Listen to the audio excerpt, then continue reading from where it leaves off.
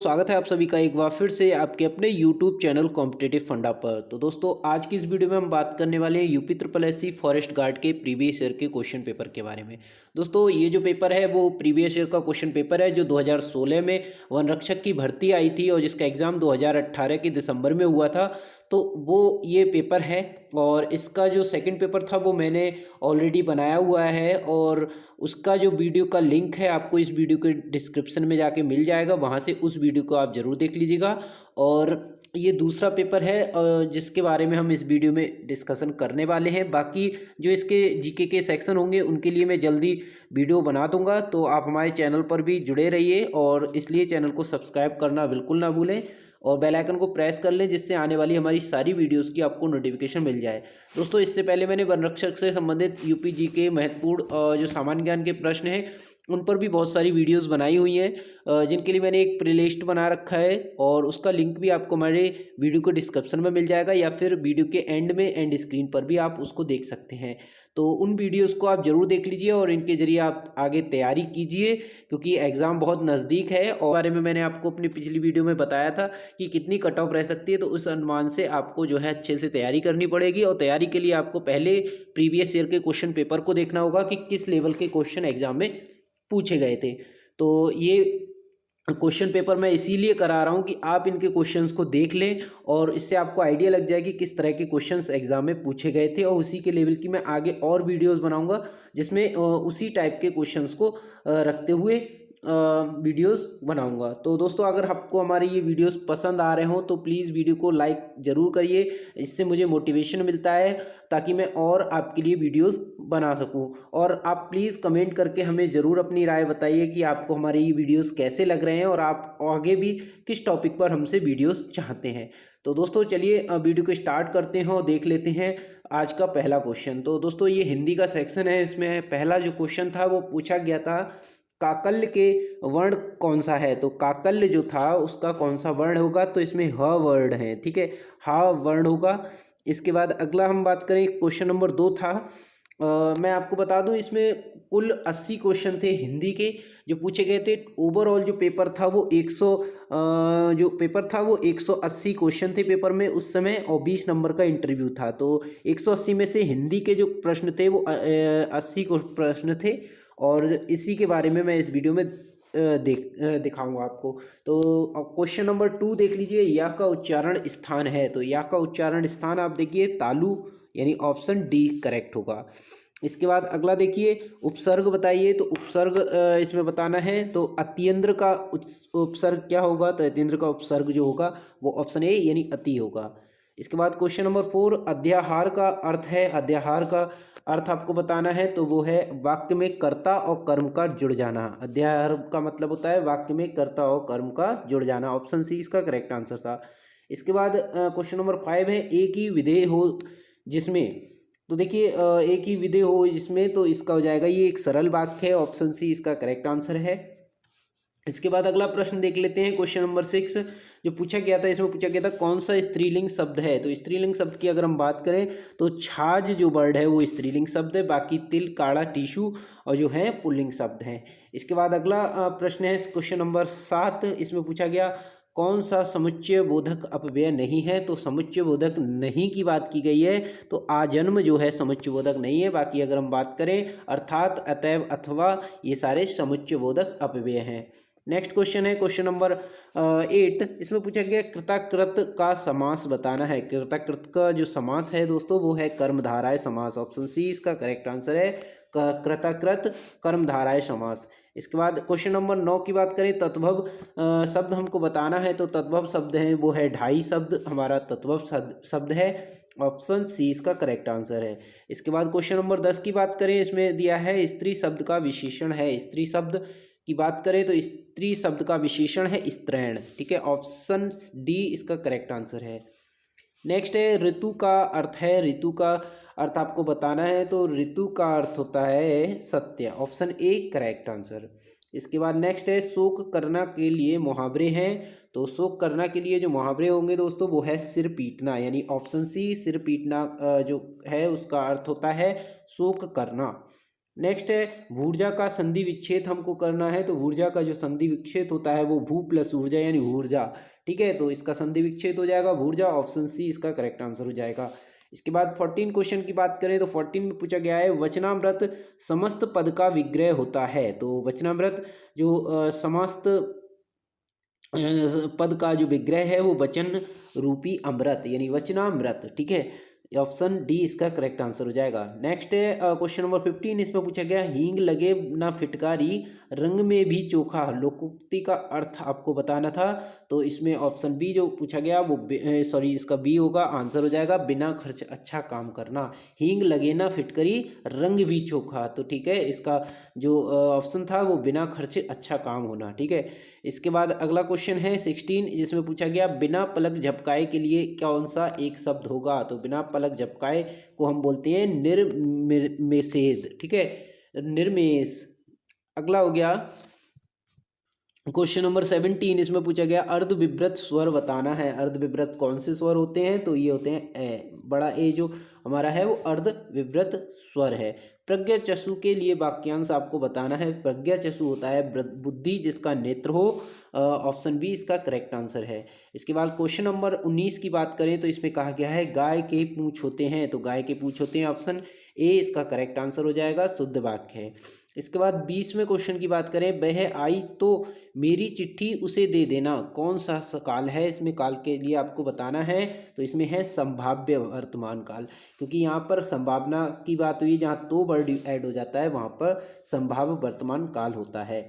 इसके बाद स्त्रीलिंग शब्द अलग कीजिए, स्त्रीलिंग शब्द कौन सा है इसमें से आपको बताना है, तो ऑप्शन बी हो जाएगा हरकत, उसने हरकत की, हम ऐसा बोलते हैं तो वहाँ पर जो की वर्ड है वो लड़की के लिए लगाया जाता है, ठीक है, तो स्त्रीलिंग हो जाएगा। इसके बाद अगला है सभी चिड़ियाँ डाक से सभी चिट्ठियाँ डाक से भेजी गईं, इसमें कर्ता को आपको बताना है कि कौन सा इसमें कर्ता है, तो इसमें जो हम देख रहे हैं चिट्ठियाँ जो वर्ड है वो क्या हो गया है हमारा कर्ता हो गया, यानी सारी चिट्ठियाँ जो हैं डाक से भेजी गई तो चिट्ठियाँ जो है कर्ता है। विसर्ग संधि की अगर हम बात करें तो विसर्ग संधि इनमें से कौन सी है, तो वो होती है निष्कर्म में विसर्ग संधि है, नी प्लस कर्म होता है जिसमें विसर्ग संधि होती है। अगला हम बात करें दुर्गा का पर्यायवाची बताना है आपको, दुर्गा का पर्यायवाची कौन सा होगा, तो दुर्गा का जो पर्यायवाची है वो धात्री, ऑप्शन सी करेक्ट आंसर है। नेक्स्ट क्वेश्चन है संज्ञा की दुर्विभक्ति हो तो उनके बीच कौन सा चिन्ह रहता है, तो विभक्ति के जो चिन्ह है वो योजक चिन्ह रहता है, ऑप्शन बी इसका करेक्ट आंसर है। इसके बाद नेक्स्ट क्वेश्चन है 26वां, श्याम को पुस्तक पढ़नी है ये किस वाक्य में है, तो आपको बताना है ये कौन से वाक्य में है, तो ऑप्शन डी कर्म वाच्य। दोस्तों इस तरह के भी क्वेश्चन बहुत पूछे जाते हैं और मोस्टली मैंने जितने भी यूपी ट्रिपल एससी के एग्ज़ाम दिए हैं तो उनमें मैंने ये नोटिस किया है कि जो हिंदी का सेक्शन रहता है वो सभी में सेम रहता है, तो मैं उम्मीद कर सकता हूँ यूपी के जितने भी आगामी एग्ज़ाम होंगे उन सभी में आपको हिंदी ऐसी ही देखने को मिलेगी। तो इसके लिए आपको करना क्या है दोस्तों, यूपी ट्रिपल एससी के जितने भी एग्ज़ाम हुए हैं उनके आपको प्रीवियस ईयर के क्वेश्चन पेपर्स निकाल लीजिए और उनमें जो हिंदी पूछी गई है उनके क्वेश्चंस को तैयार जरूर करिए, क्योंकि हिंदी आयोग के जितने भी पेपर हैं मोस्टली सभी में एक जैसे ही क्वेश्चन पूछे जाते हैं।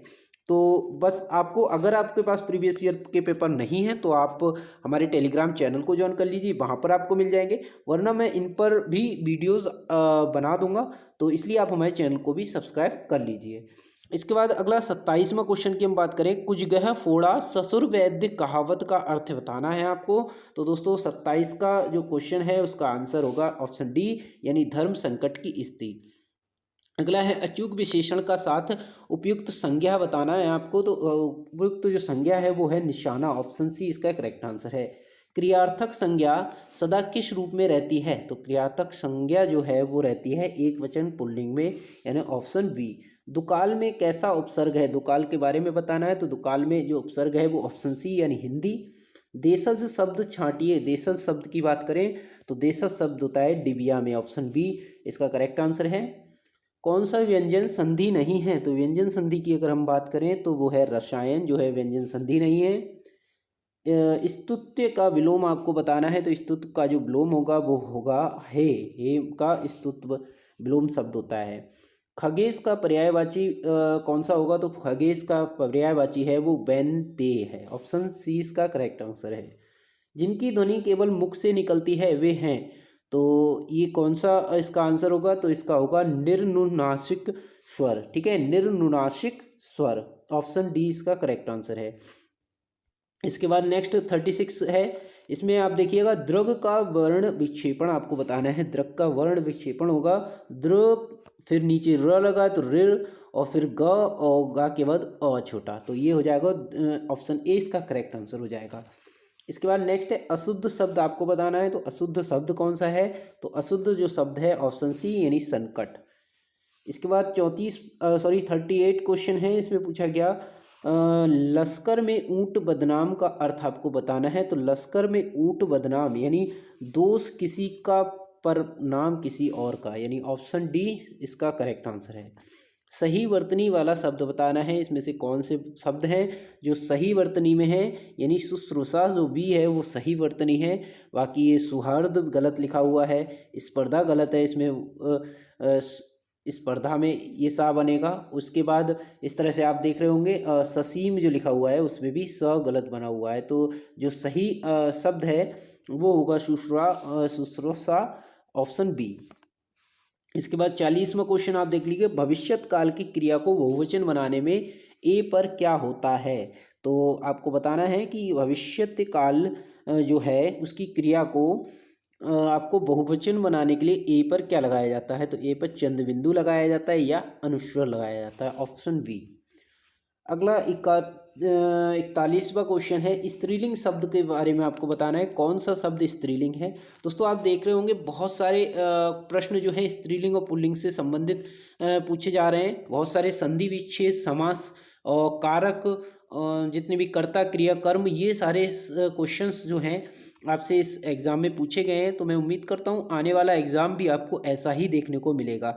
मोस्टली आपको 90 to 95% प्रश्न जो हैं इसी तरह के देखने को मिलेंगे।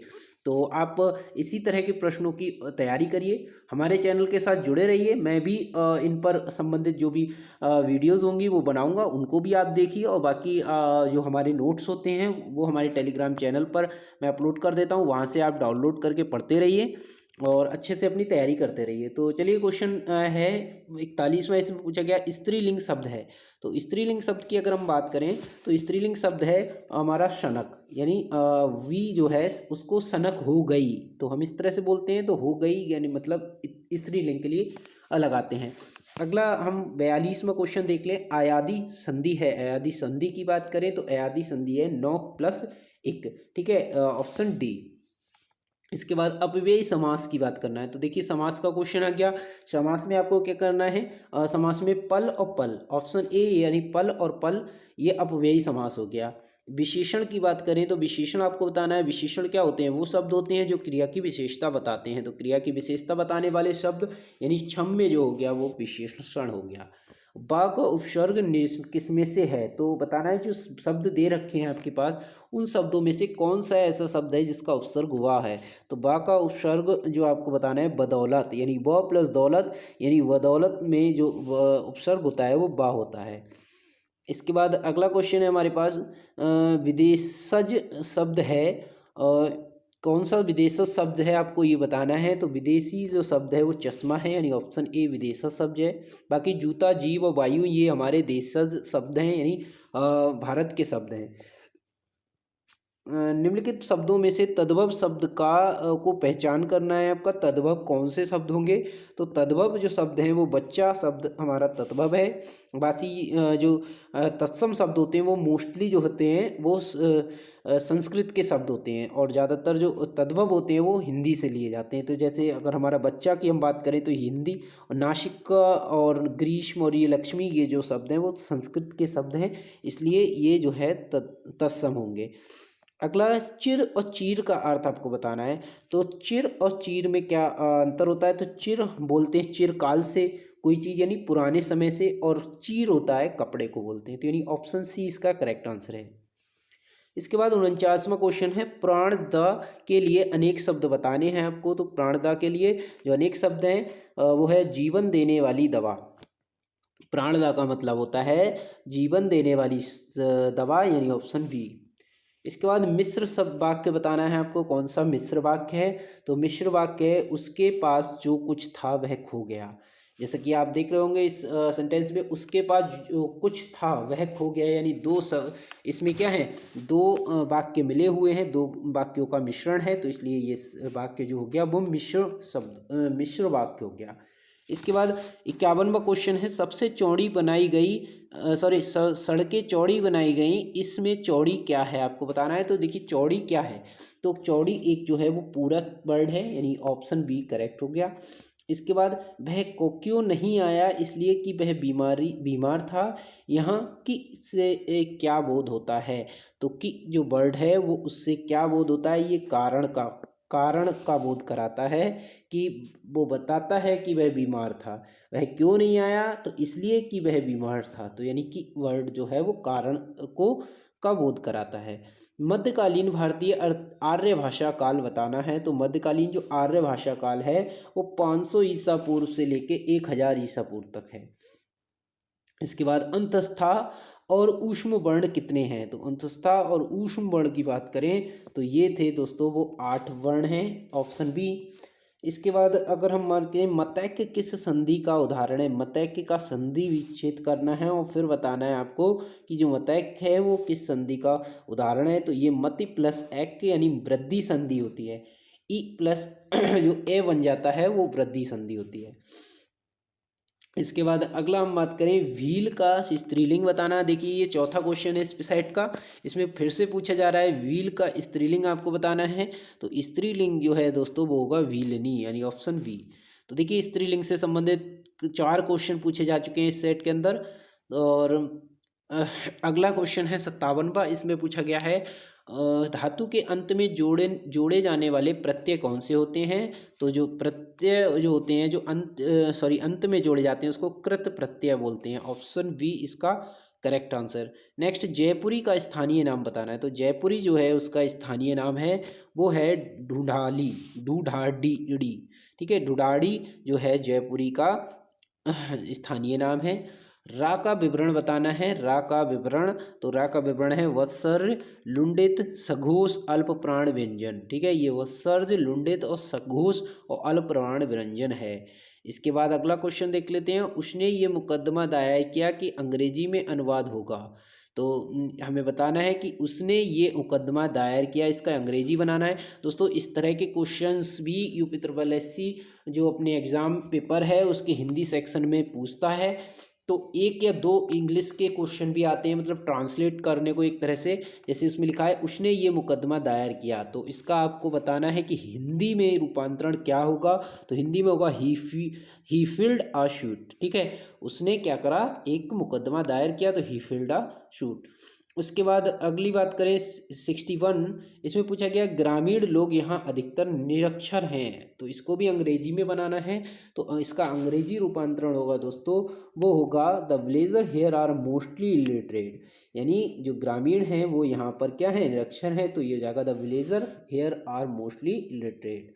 इसके बाद नेक्स्ट क्वेश्चन है, अब क्या है, अब इंग्लिश में दिया हुआ है, इसका हिंदी बताना है आपको। तो the teacher was a name man of the fearless spirit. तो जो टीचर है वो क्या है, एक निर्भीक व्यक्ति है। तो फियरलेस स्पिरिट का मतलब एक निर्भीक व्यक्ति है। और कौन, द टीचर। तो the teacher was a man of fearless spirit, इसका मतलब हो गया ऑप्शन सी, यानी शिक्षक निर्भीक व्यक्ति थे, सॉरी वॉज लगा है तो थे। इसके बाद मजिस्ट्रेट ऑर्डर्ड एंड इनइक्विटी।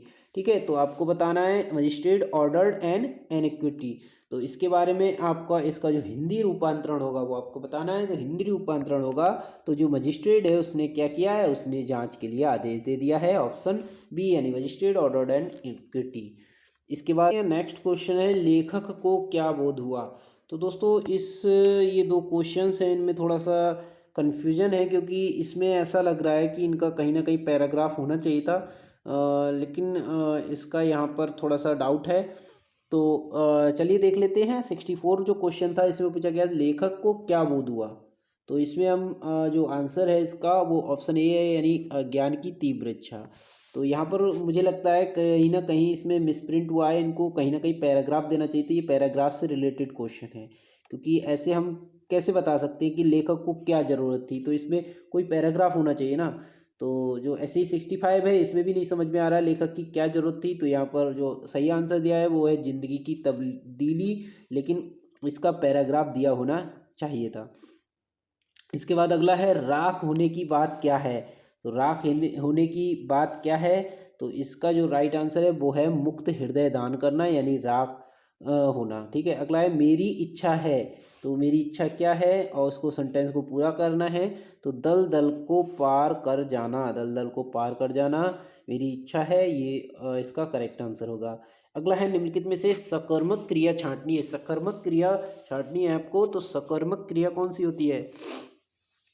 कर्म सहित, यानी 68 का जो लिखना जो वर्ड है इसमें कर्ण हो, सॉरी क्रिया है जिसमें कर्म क्या है उसका लिखना। तो ऑप्शन डी इसका करेक्ट हो जाएगा।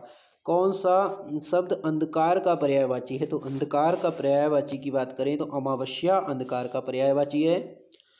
सही अर्थ वाला शब्द युग्म कौन सा है? तो सही अर्थ वाला जो शब्द युग्म है वो आकार, आकार यानी खान आकृति, यानी आकार का मतलब खान और आकार का मतलब आकृति भी होता है। ऑप्शन ए इसका करेक्ट आंसर।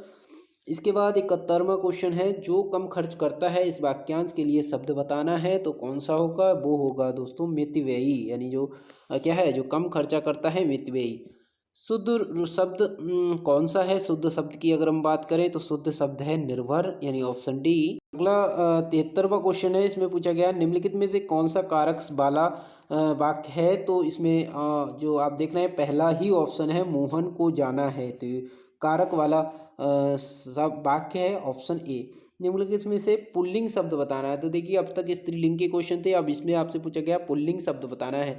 तो देखिए पुल्लिंग के लिए आपको क्या करना है, जैसे हम हर एक वर्ड को किसी सेंटेंस में फिट करके देखते हैं। जैसे अगर हम बात करें चाहत हुई, रंगत अच्छी है, मेहनत करती है, मेहनत होती है, और अगर हम बात करें आहार लिया, तो यहाँ पर जो लिया वर्ड है वो कहाँ कहीं ना कहीं पुल्लिंग को इंडिकेट कर रहा है, यानी यहाँ पर जो आहार वर्ड ऑप्शन डी हो जाएगा वो पुल्लिंग शब्द होगा। इसके बाद पति शब्द का अभिव्यक्ति बहुवचन होता है। पति शब्द का जो आपको बताना है कि बहुवचन क्या होता है, तो वो होता है पति। पति का अभिव्यक्ति बहुवचन की बात करें तो वो ऑप्शन सी होता है। अगला है 76वां क्वेश्चन, इसमें पूछा गया निर्देश चिन्ह कौन सा है। तो देखिए चिन्हों के बारे में अभी आपको जानकारी होनी चाहिए। चिन्ह जो है निर्देश चिन्ह कौन सा है, तो निर्देश चिन्ह वो है ऑप्शन डी, यानी इसको बोलते हैं निर्देश चिन्ह। सदा एक समान रहने पर लोकोक्ति प्रयुक्त होती है। सदा एक समान रहना यानी सावन भरे न भादों सूखे, ऑप्शन बी। शस्त्र प्रवीण महाविद्यालय में पीताम्बर धारण करने आते हैं। यहाँ पर जो है इस वाक्य में तत्पुरुष समास कौन से शब्द पद में है, तो तत्पुरुष समास है, और कौन से शब्द में है, वो शस्त्र प्रवीण यानी सॉरी शास्त्र प्रवीण लिखा है। तो शास्त्र प्रवीण का मतलब होता है शास्त्र से प्रवीण, यानी तत्पुरुष समास हो गया यहाँ पर। अगला है sorry agenda is send here with. तो इसमें दिया हुआ है, इसका हिंदी रूपांतर आपको बताना है। तो कार्य सूची साथ भेजी जा रही है। Agenda is the is send here with, तो कार्य सूची साथ भेजी जा रही है। इसके बाद ये 80 क्वेश्चन है, और ये इस वीडियो का और इस पेपर का हिंदी सेक्शन का आखिरी क्वेश्चन है। इसको देख लेते हैं। इसमें भी जो इंग्लिश का वर्ड दिया है उसको हिंदी में कन्वर्ट करना है। तो यहाँ पर दिया एज मैंसनड देयर इन के लिए हिंदी में होगा, तो क्या होगा इसमें? होगा जैसा कि उसमें उल्लेख किया गया है, option A. As mentioned there in का मतलब होता है जैसा कि उसमें उल्लेख किया गया है। तो दोस्तों ये सारे जो क्वेश्चन से 80 क्वेश्चन प्रश्न थे, जो हमारे पिछला जो यूपी फॉरेस्ट गार्ड का एग्ज़ाम हुआ था 2016 की जो भर्ती थी, और उसका जो एग्ज़ाम हुआ था दोस्तों वो 2018 में हुआ। तो 18 में जो एग्ज़ाम हुआ उसका ये एग्ज़ाम पेपर था। इसका एक और जो पेपर था वो मैंने वीडियो पहले बनाया हुआ है, अगर आपने नहीं देखा है तो हमारे इस वीडियो के डिस्क्रिप्शन में जाइए, वहाँ पर आपका लिंक दिया होगा, वहाँ पर आप टच करके जो है उस वीडियोस को भी देख सकते हैं। और उसको देखना बिल्कुल ना भूलें, क्योंकि इस वीडियो के बाद आपको उसको देखने के बाद आपको एक आइडिया लग जाएगा कि हिंदी में किस तरह के प्रश्न पूछे गए थे। और उसी के आधार पे मैं आगे भी और बहुत सारी वीडियोस बनाऊंगा, जिसमें कि इसी की तरह जो क्वेश्चन होंगे उन्हीं के प्रैक्टिस सेट होंगे, जिनको आपको देखना बहुत ज़रूरी है, जिसके देखने के बाद आप उनकी प्रैक्टिस करने के बाद आप अच्छे से नंबर प्राप्त कर सकेंगे। दोस्तों, इससे पहले मैंने जितनी भी वीडियोस बनाई हुई हैं उनके लिए एक प्लेलिस्ट है, मैंने नीचे वीडियो में लिंक दे रखा है, उससे आप उन वीडियोस को ज़रूर देखिए, या फिर वीडियो के आखिर में जो है आपको एंड स्क्रीन पे वो सारी प्लेलिस्ट और वीडियोस देखने को मिल जाएंगी, तो उनको देखना ना भूलें। और ऐसे ही हमारे चैनल के साथ जुड़े रहें, चैनल को सब्सक्राइब कर लें, बेल आइकन को प्रेस कर लें, और नीचे हमें कमेंट करके ज़रूर बताइएगा कि आपको हमारा ये वीडियो कैसा लगा और आगे आप कौन से टॉपिक पर वीडियोस चाहते हैं, तो ये भी हमें लिख के ज़रूर बताइएगा। तो चलिए दोस्तों, तब तक के लिए थैंक यू। जय हिंद।